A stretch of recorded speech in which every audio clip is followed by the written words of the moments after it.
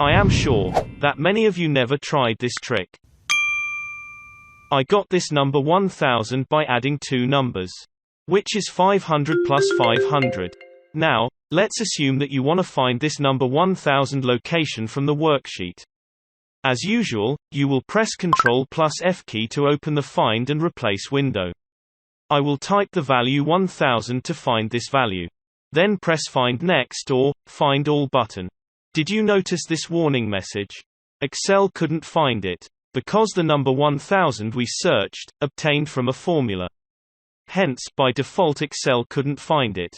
Here is the simple trick to find the number, where if you used a formula. From the Look in drop-down, change the Formula option to Values option. Now execute the search option, Excel will find you the location immediately.